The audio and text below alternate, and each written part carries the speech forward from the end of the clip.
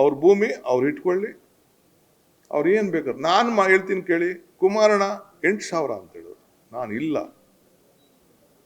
50%, 9,000 ಚಿಲ್ಲರೆ ಕೊಡಬೇಕು ಅಂತೇಳಿ ರೈತರ ಹತ್ರ ಕನ್ವಿನ್ಸ್ ಮಾಡಿ, ಅವ್ರು ಹೇಳ್ದಂಥ ಬೆಲೆನ ನಿಗದಿ ಮಾಡಿ, ಯಾವನೋ ಬಂದವನು ಹಾಕ್ಕೊಳ್ಳಿ ಬಂಡವಾಳ ಅಂತೇಳಿ ಮಾಡಿ ತೀರ್ಮಾನ ಮಾಡಿ ಈಗಾಗಲೇ ದುಡ್ಡುಗಳ ತೆಗೆದುಕೊಂಡು ಹೋಗಿದ್ದಾರೆ.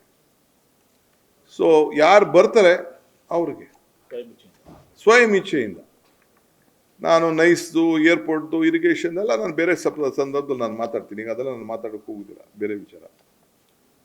ಇಲ್ಲೇನೆ ಒಟ್ಟು